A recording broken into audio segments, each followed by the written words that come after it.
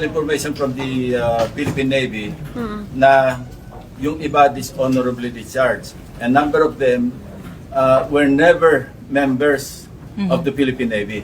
So, guys, naniniwala ako dito kay Senator Ping Lacson na marami siyang alam at alam niya lahat ang mga nangyayari noong panahon ni Congressman Saldico. Pero ang tanong ko kasi ngayon, bakit hanggang ngayon wala pa rin siyang napapatunayan, wala pa rin siya nakukulong? Kung saan-saan napupunta ang mga topics ng mga kanilang mga hearing, pero wala pa silang natutunayan. Ang mga nakukulong yung mga taong walang kinalaman sa flood control, walang kinalaman doon sa itong kasalukuyang administrasyon. Bakit? Anong nangyayari? Ano ba talagang nangyayari sa kanilang investigasyon? Kung kayong tatanungin, dapat na lang ba o dapat bang mayroon na talagang nakulong sa mga involved sa mga nakaraang korupsyon?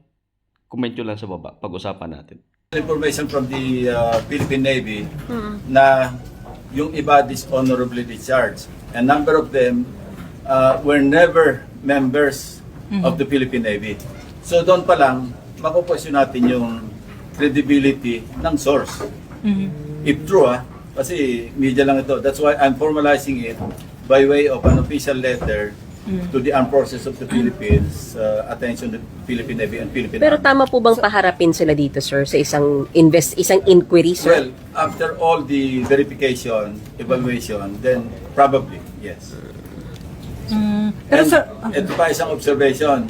The timing, parang nakatiming to, bakit yung ICC ngayon na nakapokus? Ang pinoproject doon is napaka-corrupt ng ICC, di ba? Dahil nilagyan ng $2 million allegedly through former Senator Trillanes. Another one, timing nila, bisperas noong Trillion March, yung 40th anniversary ng EDSA. Another observation, parang kung gano'n ang mga pinagbibigyan, parang kulang yung listahan. Timing is suspect? Yeah, kasi timing ng Questionable? ICC confirmation of charges. Okay. Ang timing din, yung ngayon, February 25, yung EDSA, 40th anniversary ng EDSA. So ano yung, sa akin kung ako yung mukhang merong political color, not just political color, mukhang merong destabilization na aspect. Why do you say so, sir? Paano Oo. makaka-destabilize Yung ito, timing, sir? kasi EDSA ngayon bakit kahapon lumabas? So, parang manggugulo, sir? Yun yung... Well, kayo, I leave it to your own imagination, but that's my own opinion. Rightly or wrongly. But you think it's enough to destabilize, sir? I don't know. Kasi hindi ko alam. Kasi wala namang nangyayaring destabilization ngayon, di ba?